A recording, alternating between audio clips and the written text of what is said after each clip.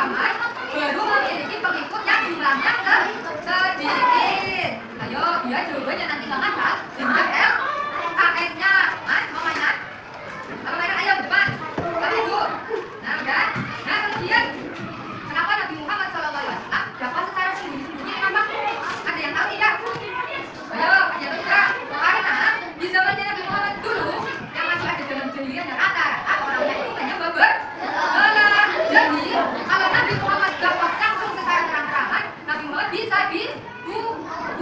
Jadi pelan-pelan, sedikit-sedikit Nabi Muhammad mencari pengikut agar Nabi Muhammad SAW aman. Aman ya. Nah kalian, kalau di posisi Nabi Muhammad SAW gimana? Apanya gimana? Nah, kalau Nabi Muhammad SAW dakwanya langsung terang-terangan, nggak ada yang namanya pengikut jadinya. Pada takut, ya enggak? Karena ancamannya itu bisa dibunuh oleh kaum Quraisy. Karena kaum Quraisy itu kalau marah, itu gimana sih kalau marah? Bisa membunuh, bisa menganiaya, bahaya. Jadi Nabi Muhammad dakwah pelan-pelan secara sembunyi-sembunyi, yaitu tahun pertama sampai tahun.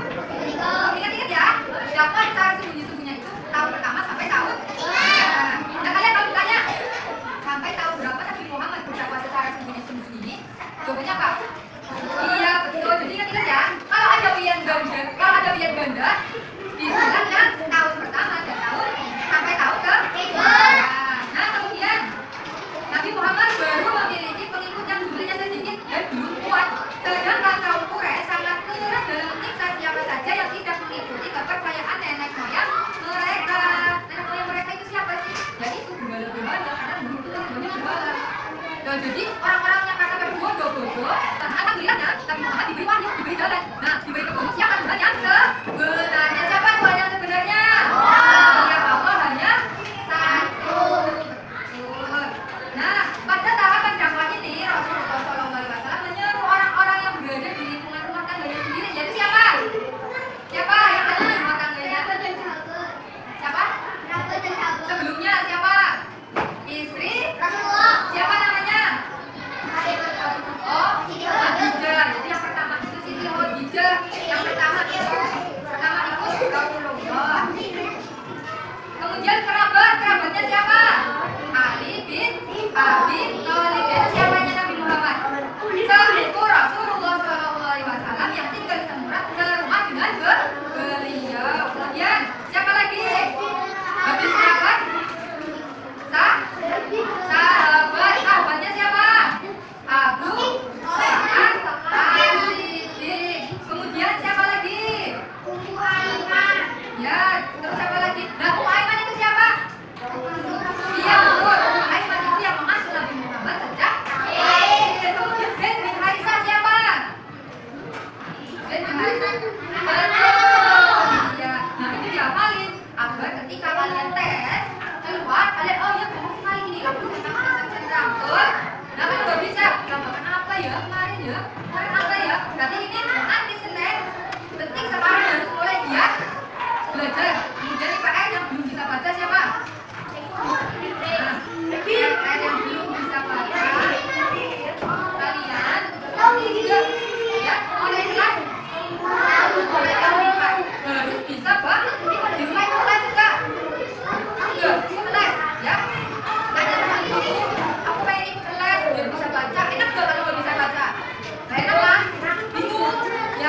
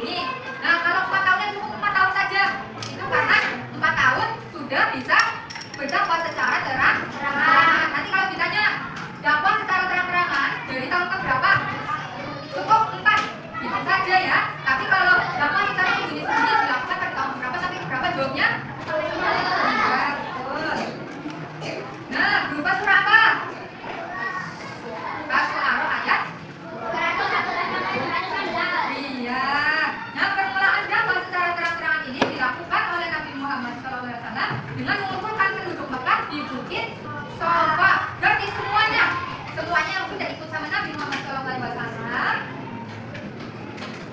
Mau pulang aja? Mau belajar apa mau pulang? Ayo, mau pinter apa mau bodoh? Ayo, duduk ya, yang benar. Kemudian, di mana perkumpulan dakwah secara terang-terangan itu terjadi? Nah, pintar di Bukit Safa. Nah, kemudian di Bukit Safa, Nabi Muhammad mulai menyerukan kepada penduduk Mekah tentang satu-satunya Tuhan yang wajib disembah hanyalah Allah Subhanahu wa Ta'ala. Nabi Muhammad SAW menyuruh meninggalkan yang dianggap Tuhan oleh para penduduk Mekah sebagai warisan ajaran nenek moyang. Nabi Muhammad itu sangat lembut untuk menyuruh umatnya ikut kepada dirinya untuk menganut Tuhan yang sebenarnya, tidak menggunakan paksaan, tidak menggunakan kekasaran, ya betul, menggunakan sedikit demi sedikit, pelan-pelan tapi pasti. Nah, kemudian sebelum mereka menyembah Allah, sebelumnya menyembah apa ya? Allah. Nah, di sini di buka halaman 54 itu ada tugas. Jadi tadi yang belum mau denger pasti nggak bisa ngerjain nih. Makanya kalau ada guru menerapkan harus didengarkan, harus dilihat, oke? Nah, di situ jawab. Pertanyaan buat siapa namanya? Mas Novan nih. Ini namanya ketua dan belajar. Mau mendengarkan. Mau mendengarkan itu pasti bisa menjawab soal. Berbeda anak-anak yang menyepelekan dengan pelajaran. Contoh ya, Mas Novan ya. Kemudian yang kedua, bagaimana masyarakat jahiliyah Mekah memperlakukan Ka'bah sebelum Nabi Muhammad SAW diutus? Coba dibacakan. Nomor 2. Di situ tertera ada gambar Mekah sama patung. Nah, di situ jelaskan sikap dakwah Nabi Muhammad, sikapnya, ya, sikap dakwah Nabi Muhammad terhadap kepercayaan masyarakat Mekah berdasarkan gambar di samping. Ada yang mau tunjuk tangan? Siapa yang mau maju?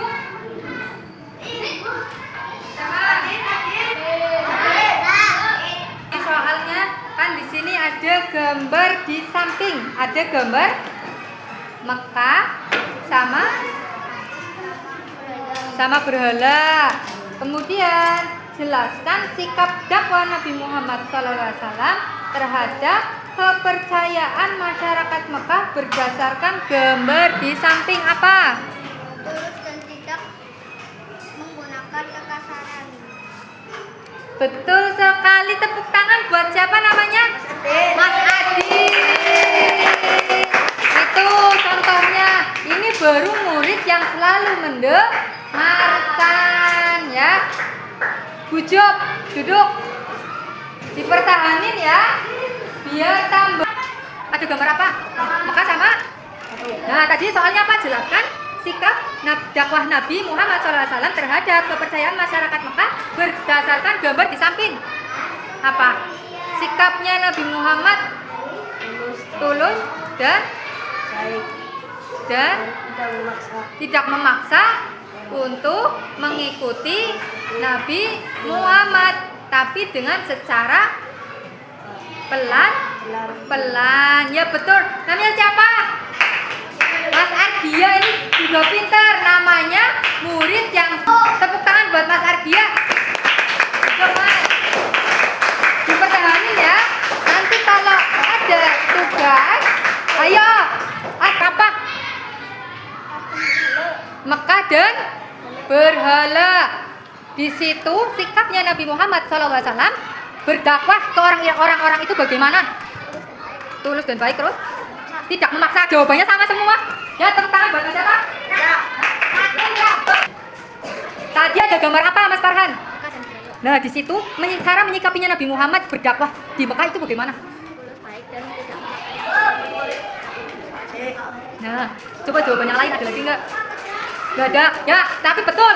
Betul, tepuk tangan buat Mas Farhan. Kakak kan? Kakak. Oh, kok ya?